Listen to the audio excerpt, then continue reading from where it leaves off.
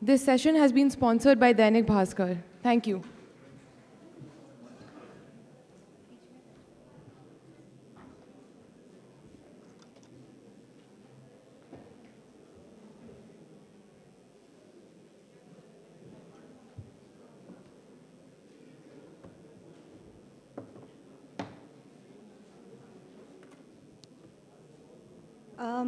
Good evening, everybody. Can you hear me back there?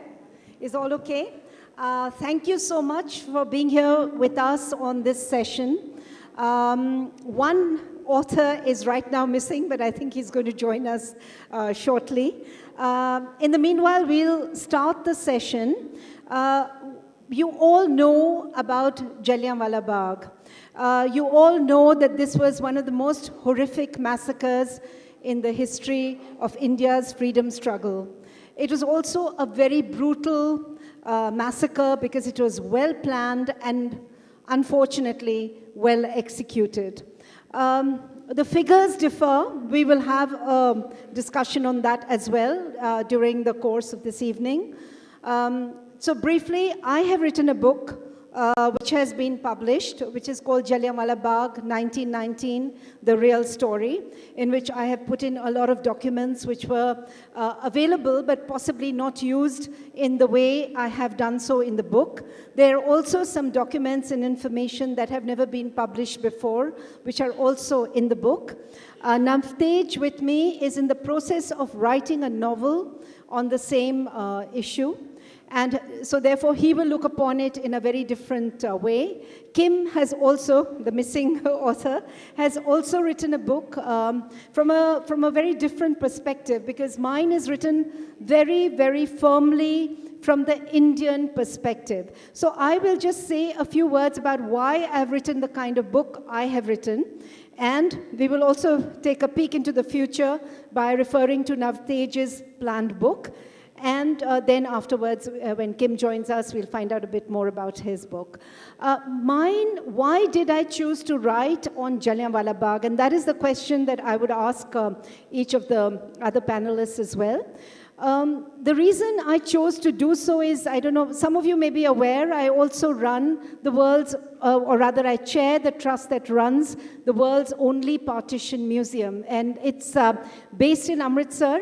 It's about 5 minutes from Jallianwala Bagh. So it has, this area is very precious to us. It's also where the Golden Temple, as you know, is located. So there has been, over the years, over the centuries, a lot of blood that has been shed in this area itself. And that, for me, is really, sometimes I wonder why the streets of Amritsar are not still, or the water of Amritsar does not still run red because of the amount of bloodshed that has taken place just in that small circumference where we work on the Partition Museum.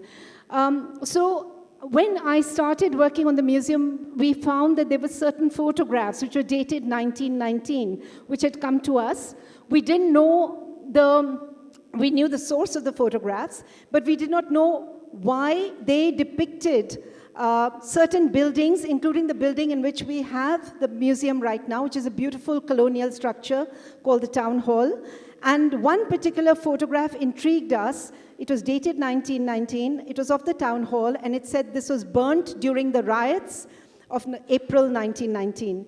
Now, I did not have very much knowledge about why Town Hall was burnt, and neither did the rest of the team. So we started doing a kind of a forensic survey of which were the buildings which were burnt, and then we realized that Amritsar had been in the grip of the anti-Rowlatt Act protests. And the lead up to the Jallianwala Bagh massacre indeed had been far more bloody than we had ever thought about. So there were many people who were killed before the massacre actually takes place, and many more murdered after that as well by the British.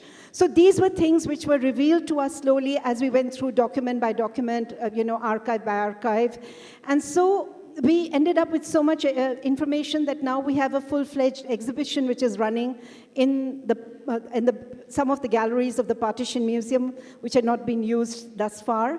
And I also decided to write a book because I wanted to communicate two people. So my book is written very much from the point of view as if I was a citizen in Amritsar at that time in 1919, how would I have looked upon what was being, what was being done to the citizens of Amritsar at that time. And my grandmother was, in fact, a young girl who lived just a few streets away from Jallianwala Bagh. So I did put myself in that position. And that, for me, was a very important starting point of exploring this terrible, terrible, and very traumatic history of Amritsar. So I will ask now Navtej to tell us, why did he choose to write about Jallianwala Bagh as a novel? I think we have our missing author. Here is Kim. Yeah, that's Kim Wagner. Yeah, come. Well, thank you very much, Kishwar. And I think everybody knows Jallianwala Bagh and what it means certainly in Indian memory, and frankly as an example of atrocity, a colonial atrocity all over the world. It's been used, it's become symbolic of colonial atrocities, and it's been used in several other political contexts around the world, whether it was Ireland or other places where events not of that scale, but similar in nature, did take place. I think you asked the question, why do we choose to write about Jallianwala Bagh? I think one big reason is that it's 100 years ago. It's 100 years ago. I don't know why this happens, but human mind looks for milestones. So you look for a certain time to reassess, to look back. Not necessarily that you will discover everything new, but perhaps you can bring out nuances and aspects which may or may not have survived in public memory since then. So I also started writing about this, but then I saw that a number of non-fiction books were already coming out, and not being an academic historian myself, I decided that there's no point trying to compete with professional academic historians. So I actually have started, or am in the midst of a larger novel, because Jallianwala Bagh was not the only thing that happened in Punjab at that time. In those 4 or 5 years, those who know the history of Punjab will know that there were several other things several other historical trends coming together. There was the freedom struggle, which was beginning to pick up. There was the Ghadar revolution, which had been brought in from Canada and the western coast of the United States and certain European centers into Punjab, and by that time had been virtually scorched. There was the aftermath of the participation of Punjabi soldiers in World War I, and the soldiers had just returned. So these were certainly 3 major historical trends that were happening, plus the society itself was in a certain amount of turmoil, political, economic, and social. Political because the freedom struggle, the attempted so-called reforms coming into play, a certain amount of unrest which had already happened in 1907, and social and economic because of the entire irrigation by the canals. So Punjab was undergoing an economic transformation, and social because that was the time that the Singh Sabha movement, which was a reassertion of Sikh identity, Sikh religion, Sikh culture, was coming into its own and would be followed by the Gurdwara reform movement. So there were these several trends coming together, and it's an ambition if one can bring in some or all of these trends in some way around the central event of the Amritsar massacre at Jallianwala Bagh. So that, in very short, is the reason you decided is the reason and the thought behind the book. Yeah, thanks, Navtej. I also want to very quickly add that one of the compelling reasons why I'm sure all of us decided to go and try and do a fresh documentation or re-look at Jallianwala Bagh again, no matter which way you want to put it, or research it more deeply, is also because there is a certain stereotype that has been built up about what happened in Jallianwala Bagh on 13th April 1919. And this is a narrative that largely ignores what happened before and what happened afterwards.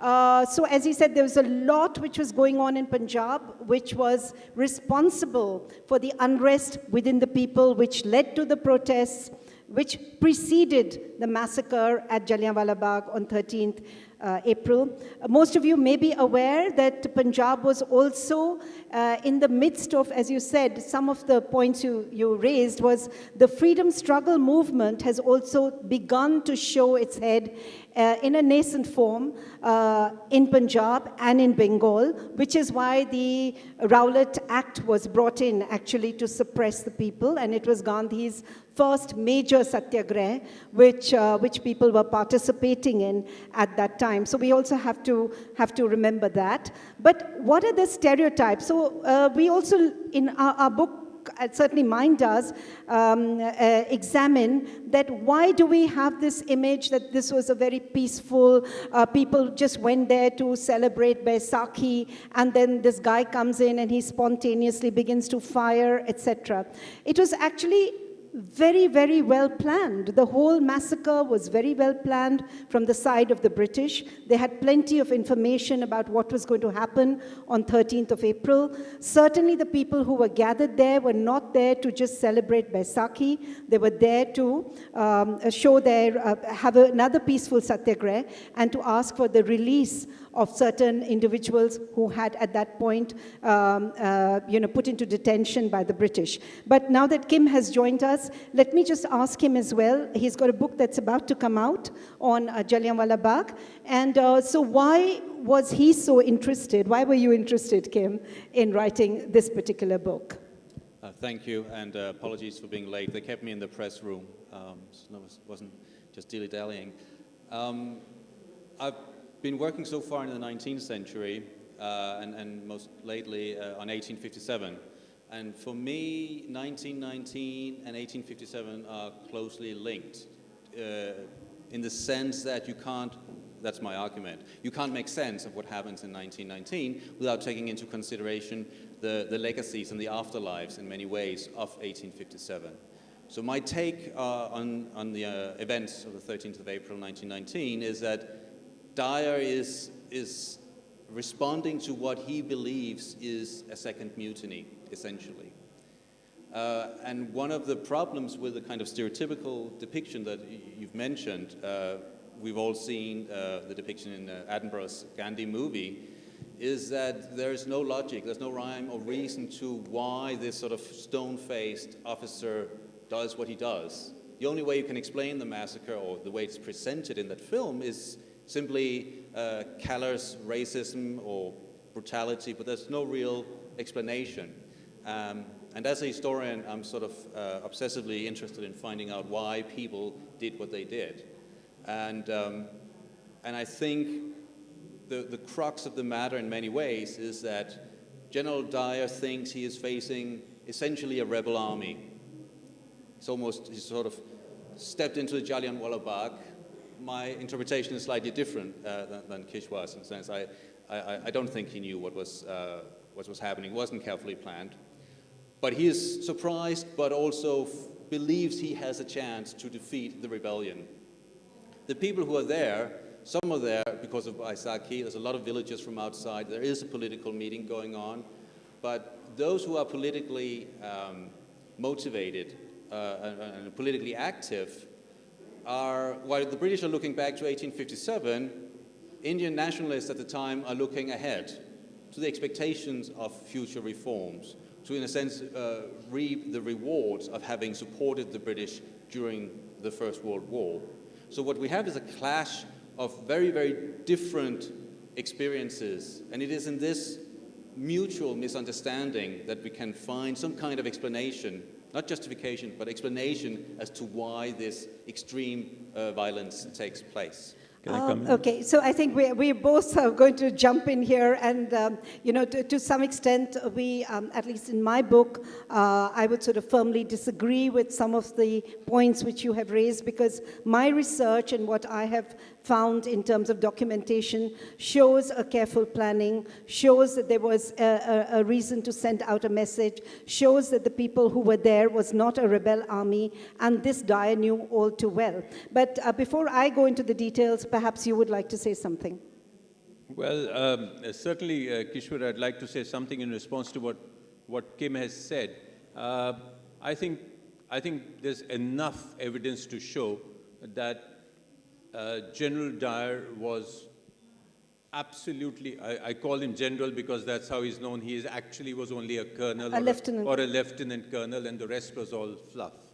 The fact remains that we cannot go back to 1857 and thereby, in some ways, I'm sure that's not your intention, but we cannot minimize what Dyer did on that day on the basis of that a colonial mindset had set itself in a constant state of paranoia that these wild natives will suddenly come charging at us and attack us. Amritsar was completely infiltrated by the CID. They were getting reports even an hour before the shooting started. An aeroplane was hovering over Jallianwala Bagh, and news of what exactly was happening went to Rambagh Garden, where Dyer's headquarters was.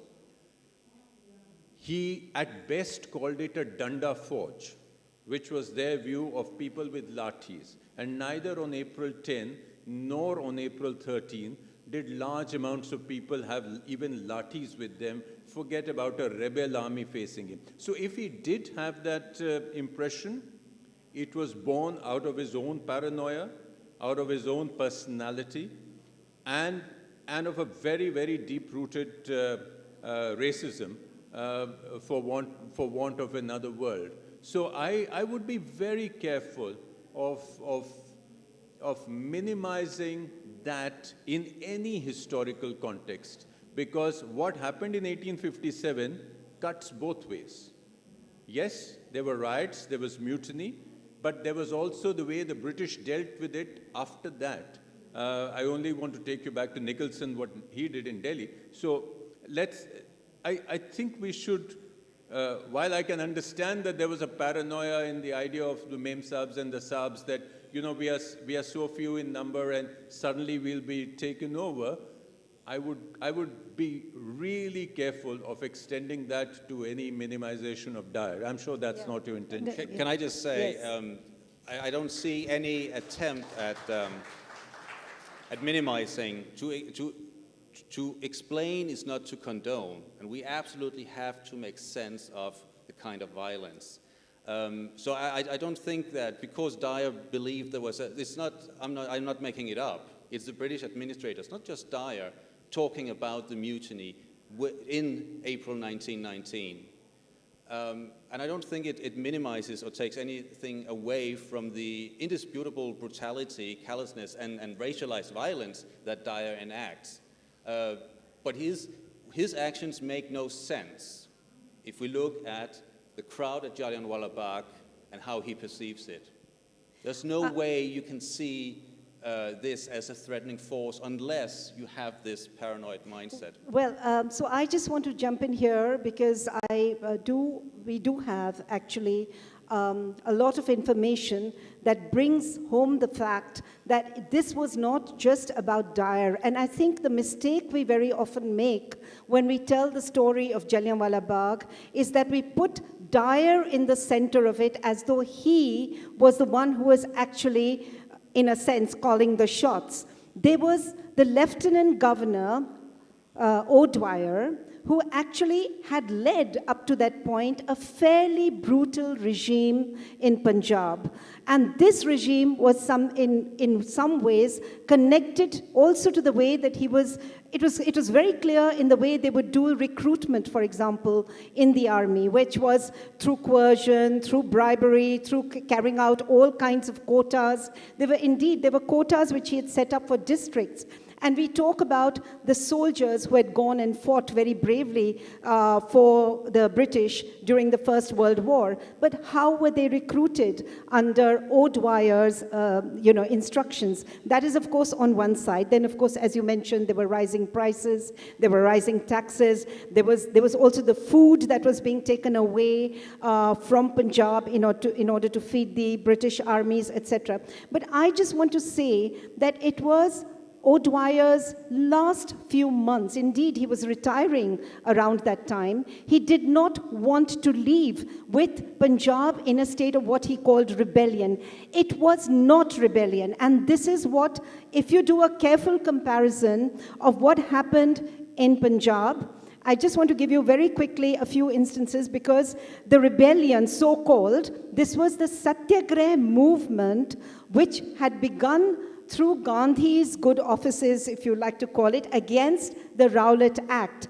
And this movement did not only impact Punjab, it impacted the whole of India up to Burma. So there were many states, many districts, many parts of India where the Satyagrah movement was taking place.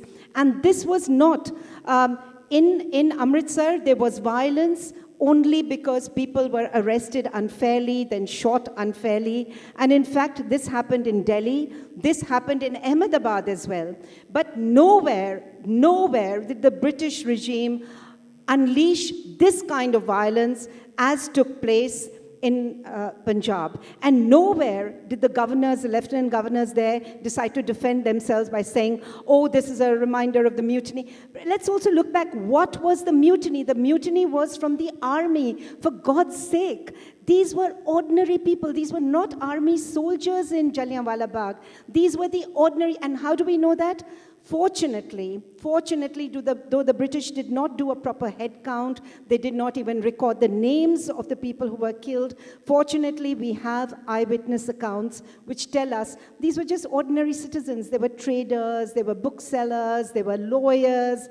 The army was nowhere. So mutiny was actually the mutiny of the army. Let's just go back a little bit and understand. And indeed, during the mutiny, Punjab was the most loyal. They actually fought on the side of the British. Sorry, yeah. No, I just want to add that, it was not that the British administration completely believed beyond a point that there was a rebellion, because as soon as the Hunter Commission report came out, they concluded there was no rebellion. There was no widespread rebellion, and therefore what Dyer did was essentially wrong. That was even the minimal conclusion which we can equate between the majority and the minority reports of the Hunter Commission. But I think the point that you're making is wider, that Michael O'Dwyer and the regime in Punjab there was a certain amount of brutality. Brutality. You see, Michael O'Dwyer was one of those people who did not believe that India was ready for political reform. He was a virulent opponent of the Montagu-Chelmsford reforms, and he believed that India was not ready for any kind of self-government of in any form. And therefore, these guys were on a wrong track if they were trying to reform India's rule. At the same time, he was one of those people who believed that the man on the spot, that was the great tradition of Punjab administration, that the man on the spot knows best. And the second tradition was that if anything is not explicitly proscribed, then it is allowed. So if we put these two together, Dyer was essentially given a free hand. And there is also difference. I think there's a difference between both your books, which I've read, that Dyer was actually ordered to go to Amritsar. I think one view is that he was ordered. The other view is that He No. just decided, I'm going to go because there's a Actually, piece of action there. No, I think I just want to correct that, Navtej, because even in my book, I have discovered that there is no actual paperwork. The British were very good at paperwork. So there is no actual There is cable. there is no telegram saying that he should go. He should go. But this is something that he says in his evidence, that he received a call and then was asked to go. And that was also something which became very difficult for anybody to prove. So people just had to take his word. Kishwar, But can I just... I just wanted to bring both of you in, if I may. You did mention that there were no lists. I mean, both your books, and I've only seen a proof, to be fair, of Kim's book, which is not yet out, but I've seen your book, and I've seen a number of other books. Why is it that no book has a list of people who were killed? Yeah. On So April 13 or on April 10? Even There is. Yeah. where I haven't seen it. Roger Rams, a right. pre-planned, All has right, the list we all have. Yeah. Then perhaps I've not seen that. But But that's a list of the 379 names. Because what Navtej is raising is a wider point, which is that even these names were recorded in August, much later, much after the massacre. So this is not the complete list. And so what the point he's trying to raise is that we needed a longer list. And why is it that after 100 years, we still do not have that list? But believe me, as people who are working in Amritsar, we are constantly trying to get more names, understand what exactly happened. But now, after a gap of 100 years, no doubt it'll be even more difficult. But can I just go back to Kim? Because I think Kim is looking at it from the point of view that Dyer had a reason to go in there, and therefore, you're trying to understand why he went in there. Because you said it would be, it was so senseless, or there was no reason for him to go in there, because he had this paranoia. That's why he went in there. You're mistaking my historical analysis for my own argument. Okay, tell us again, and in more detail, why you feel that this was something Dyer felt he had to do. Because he misread the situation. He did not see the peaceful crowd as a peaceful crowd, but he, for many of the reasons you've mentioned, misinterpreted the type of unrest, which is about, I'm arguing, the legacies of 1857. And you're absolutely right in the sense that he's not by any means unique, and it is in many ways wrong to focus on his personality. He's not even the most extreme amongst the British officers in Punjab at the time. There are plans to bomb Amritsar. And Gujranwala is bombed. There are plans to bomb Amritsar. Even before Dyer turns up, there are plans to bomb the Golden Temple. So Dyer is not this sort of lone wolf or particular extreme character, which is also why he had the full backing of most of the military at the time. But the fact remains that Dyer may not be the only one. But the fact remains, it was Dyer who was the man on the spot. If it had been Plummer or Rehill or any of those people, we would be talking about them today. But I just want to take you back. He had come into Amritsar 2 days earlier. He had been patrolling the streets of Amritsar the previous 2 days after the riots of April 10, in which, unfortunately, besides the 5 Europeans who were lynched, there were at least 20-odd Indians who have died. Once again, we have no names of those people. But those 5 Europeans are written about in great detail. But those 20, we don't even know their names. And for those 2 days, he was patrolling with his forces the lanes of Amritsar, and he was reporting back that there was nothing happening. In fact, he goes at night. So then he goes in. He warns the people that morning, that afternoon, comes back and says, let me know what happens in Jallianwala Bagh. When he knows people have gathered, he proceeds with 2 armored cars with 2 machine guns, and later on admits that if the machine guns had been able to go through that narrow entrance, he would have fired with the machine guns. How do you presume that the crowd is rebellious? Did they have guns? Did they rush towards him? Did he have intelligence that they had bombs? How can you come to that drastic, and within 30 seconds of entering the Bagh, you order fire without a warning announcement. Well, and as he said later on, he would have carried on firing as long as was required. He did not actually want to disperse the crowd. He starts by saying he wanted to disperse the crowd. But during the cross-examination, which takes place later on, almost around 5 months after the event, he admits that he would have carried on firing anyway. And I also want to add that in the eyewitness accounts, most of the people, as we said, they were unarmed, they were just there, they were peacefully sitting there. So the bullet wounds, which were recorded, were all on their backs, on the back of their legs, and indeed even the soles of their feet, because there was no exit. As you know, Jallianwala Bagh, there were just 1 or 2 tiny places from which they could have exit from, but the main exit, which leads you into the Bagh, is where he had placed his tanks and his machine guns. And indeed, the worst is, of course, as you have also mentioned, I think, in your book, and certainly I have in mine, is that in many cases, people were denied medical help. And this was the most brutal thing of all, because when he's leaving the Bagh, he does not even try and get medical help. He has announced curfew from 8 o'clock onwards at night, and he exits from there because the firing starts at just after 5 o'clock. He probably exits from there at about 6, and there are only 2 hours before people can collect the dead and take them home. And when people take the wounded to the hospital, Lieutenant Colonel Smith, who is one of the persons in charge of the hospital there, says, he calls them dogs, tells them to go away, and says, take them to Gandhi or Kichlu or one of your leaders. Please do not bring them to the hospital, or not even please don't bring them here. So there was a certain kind of, as you said, racism, brutality, which existed in Amritsar. But the important thing here, Kim, is that none of this is really visible before, you can even say, the 6th of April. Before, maybe, because the tensions are growing. Why? One of the points which I do want to raise here is because the Hindus and the Muslims have come together under Gandhi.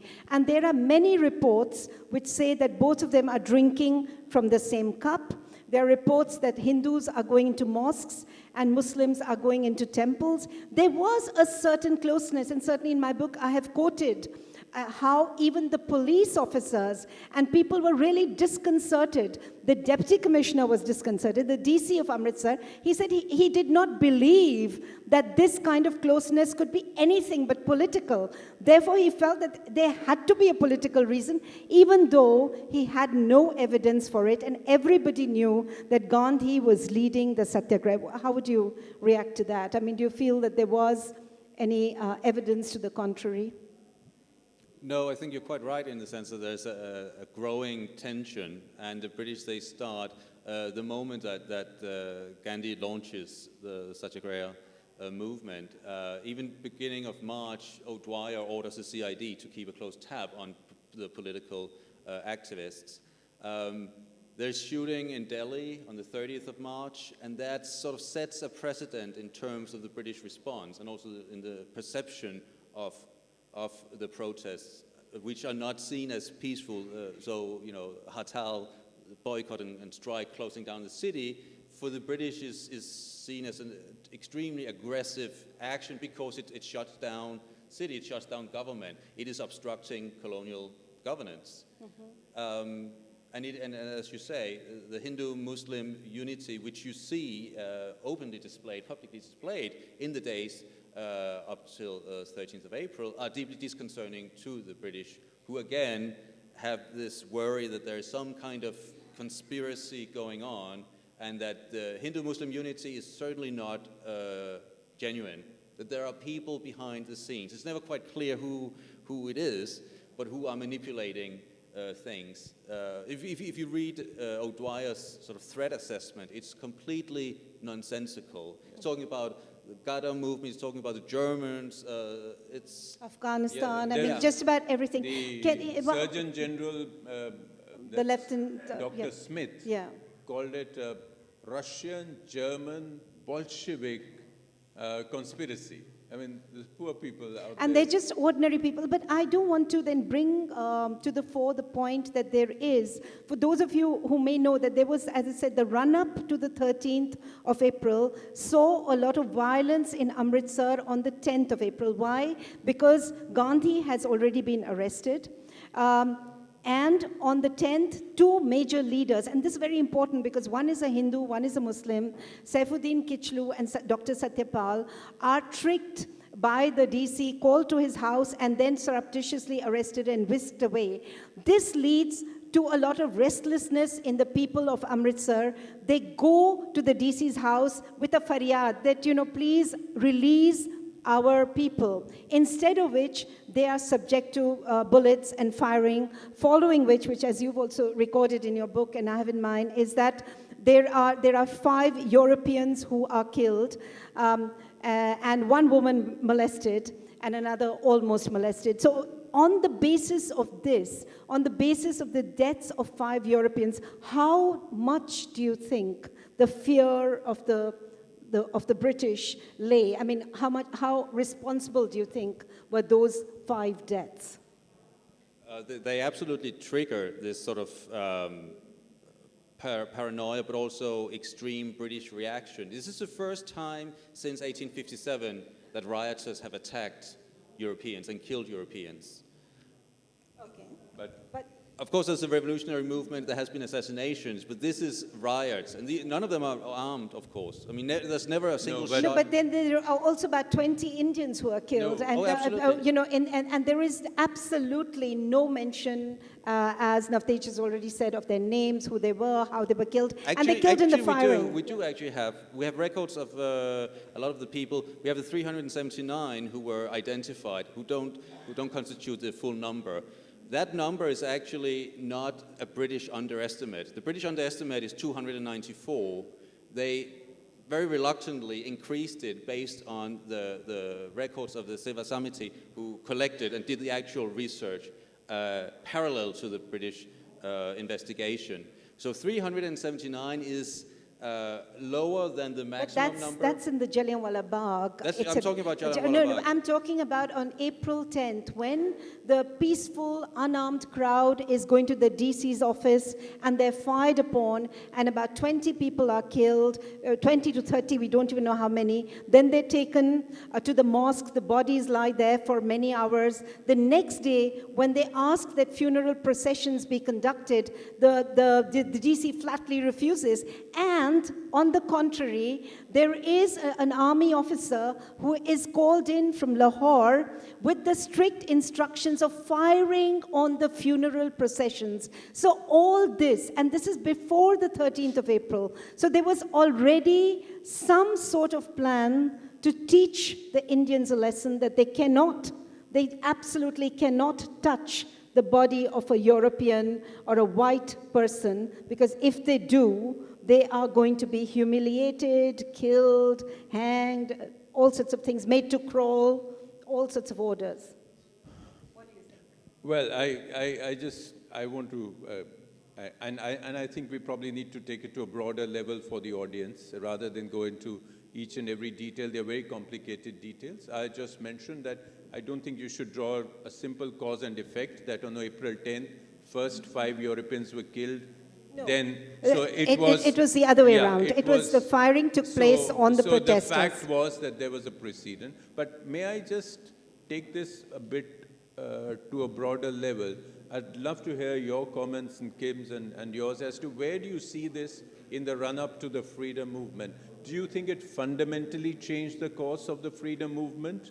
Or it was just our freedom movement 20 years later, freedom or independence 20 years later was already an inevitability? I think it is undoubtedly a watershed moment, but it's also a watershed moment that is subsequently constructed. And it's only in 47 that you can look back at Jallianwala Bagh and say this is the beginning. Yeah. But as you both know, at Jallianwala Bagh on the 13th of April, nobody was calling for independence. That was not the language. Mm-hmm. It's only later when we have people like Bhagat Singh or Udham Singh who tie Jallianwala Bagh to their own personal narratives that Jallianwala Bagh becomes the sort of the catalyst.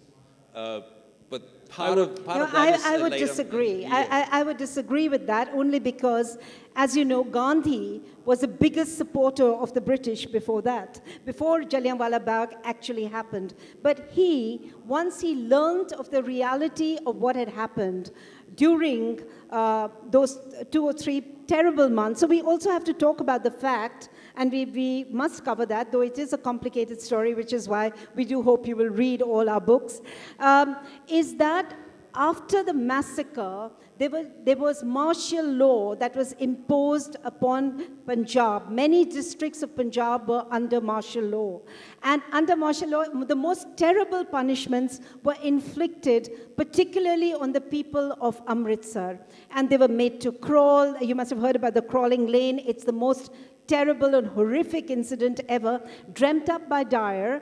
This is a 150-yard lane where people had to just crawl from one end to the other, and they were not, and people, because of curfew, couldn't go in and out of their homes regularly, and as much as they would have wanted to. So women and children were actually kept almost captive inside that particular lane, because the husbands who were out there did not want to crawl every time they had to go in. There was public whipping, there was a lot of humiliation of the lawyers particularly, who were considered to be actually leading the satyagraha. So to just answer the question about the freedom movement, all this information came out only after martial law was completely lifted from Punjab. And it is at that moment that Gandhi writes to the British, and he says very clearly that I want to return my medals because this is not the government that I would like to support. Tagore returns his knighthood. A lot of people come together at that point, including Madan Mohan Malviya and others. They have already anyway resigned from the Legislative Council because they've considered that the Rowlatt Act was a very barbaric act. So by that time, this is the start of the freedom struggle, because this is the moment that different kind of people with different kinds of political inclinations begin to come together and start thinking about getting rid of the British. And that is why, Kim, we do consider it to be a moment of, 10 minutes. Yeah. So do you want to add anything to that? No, I think both of you had made very valid points. I'd simply say I think for me the critical moment is that it changes Mahatma Gandhi. Yeah. It changes his attitude. And as the leader of the freedom movement, I think that is a very significant change. And it brings in Jawaharlal Nehru. For him. Yeah. I do agree with what Kim says, that a lot of it was inspiration from, with hindsight, because, as you said, for several months there was no information about the truth of Amritsar. Even London did not know till several months as to the extent of the casualties. But I think they're signaling that there may be so some... so this is a debate, as you can see, and there are many aspects to Jallianwala Bagh, which is why I would encourage you to read the books which have come out. But apart from that, if there's any, questions that anyone would like to ask. Yes, please. Well, my question is actually to both Ambassador Sarna and you, Lady Kishwar Desai, which is that, okay, we've spent a lot of time talking about the background to Jallianwala Bagh and the details, and we've gone into a lot of detail about what actually happened on the 10th and 13th of April. But now, I mean, my question is, okay, 100 years later, we still have, you mentioned the Rowlatt Act and how that was a sort of backdrop. 100 years later, we still have indefinite detentions for no reason. We have mob lynchings. We have all of these things are still happening. We have fake news. We have arrests based on fake news. How much do you think we've really learned in 100 years? And also, one could argue that you can't use 21st century Moors to look at something that happened a century ago, but you can use 21st century Moors to look at what's happening now. You could even say the colonizers behaved a certain way because all colonizers behaved a certain way. It's debatable, but we're still sort of going through the same thing. So where do you see us going? You're a historian, you run a museum. Where do you see us going from, now that we have independence, we have a constitution, but it's in some ways a cycle that's repeating itself? Okay, why don't you answer that, Navtej? Thank you very much. Yeah, go ahead. I don't think you can draw this parallel. I frankly don't think you can. That was a very, very strong imperial regime against which, one of the things that was said about Rowlatt Act was, na vakil, na appeal, na dalil. So there was no way you could fight it in court or appeal against it or even take a lawyer to argue your case.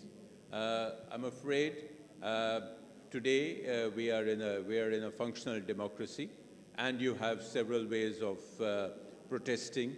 I mean, this kind of protest which we normally do nowadays would be unimaginable in 1919. Those were the days when if you did not salam a passing British officer, you were put into jail for weeks. So I would frankly, while I can see where you're coming from, I would not draw this parallel. My question. Yes, question here. My question is, the British have been very generous in offering apologies for the misdeeds of their forces or the regime or the erstwhile government which existed in various countries. This is the 100th year of Jallianwala Bagh. Navtej Sarna, as a diplomat, would you suggest the British government to send their Prime Minister or the Queen coming to Jallianwala Bagh and offer apology?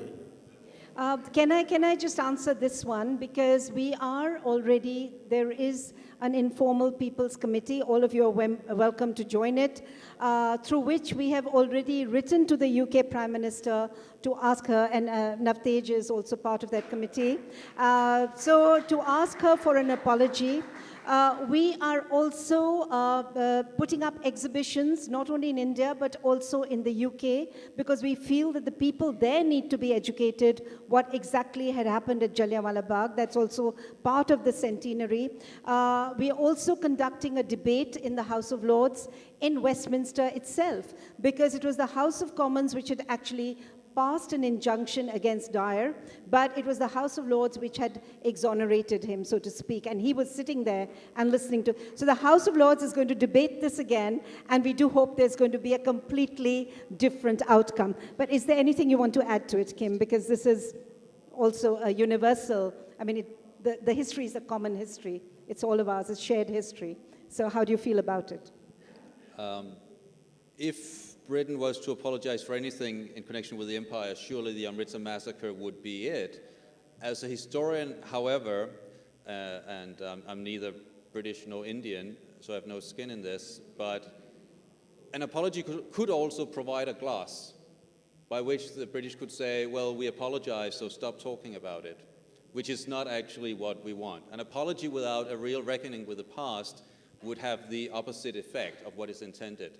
So I think I'm not entirely convinced that an apology is the best way forward, but I can obviously understand and sympathize with the sentiments behind it. Okay, next question. I have a question here, which is that at Stanford University, we are about to create a little group that's instituting, a little committee for doing a truth and reconciliation commission, just like in South Africa, where we are saying that, just like how Mandela set up a commission for truth and reconciliation, where a small minority has been ruling and oppressing a large minority, the indigenous. We want to start using the word indigenous people of India, instead of saying Hindus, Muslims, this, that. If we say indigenous and have a truth and reconciliation commission, what would that look like in your book? What would be the sort of the most important thing they can do? Because we really are kicking this off at Stanford, and we have I lots think of horsepower. this is a much larger debate, and we could go into many issues, but let's look at the Jallianwala Bagh. Well, I am an army man from Amritsar. At worst, this could be called an unlawful assembly of people and not a mutiny or rebellion. Yes. Mutiny or rebellion is made by an organized body of people who are also armed, which was not the case in this case. And there is a set procedures in the army, British army or the Indian army, to disperse the unlawful assembly of people. which you give the warning first, ask them to leave the place. If they don't do so, you use minimum force. And if at all, in the last resort, you fire on their legs to hurt them and not their bodies to kill them. And it was the worst way the British paid their gratitude to the Indian soldiers who took part in 1914 and 48, 1918 World War I. The Indian soldiers did exceedingly well.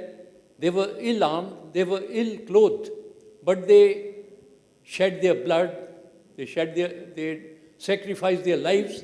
It is a, I would say, slur on the British nation to